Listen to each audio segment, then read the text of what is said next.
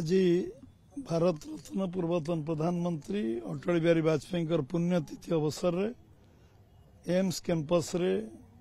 हमर पूर्वतन सभापति समीर भाई आम डायरेक्टर विश्वास बाबू आमर प्रभास भाई लेफ्टिनेंट कर्नल आम बिरंची भाई समस्त उपस्थित आज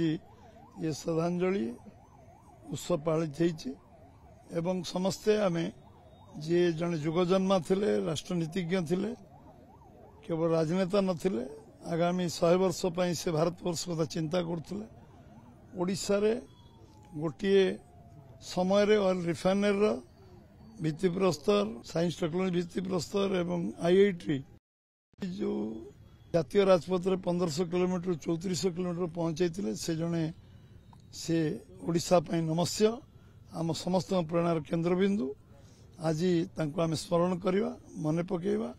जे भारतवर्षर ऐतिहासिक परिवर्तन करते ओडिशा रे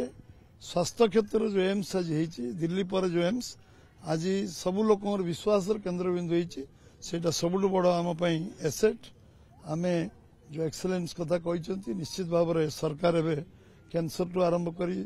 ये विभाग 4टी विभाग रे एक्सेलेंस ये आरंभ होगा जाऊँगी खूब शीघ्र अनुमोदन हम आमर जे स्वास्थ्य मंत्री जगत प्रकाश नाडा जी को खूब शीघ्र शिलान्यास करेंगे एवं आरंभ करेंगे एवं ये बाबद रे आमे जो जो विषय आज बीएमसी तरफ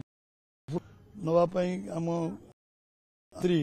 आज मीटिंग डाकी इनक्लूड करने एम्स को ये सब जिते कार्यक्रम एम्स हम आमे जो 4-5टी राज्यर लोक मैंने निर्भर कर एम्स निश्चित भाव में तार एक्सपेंशन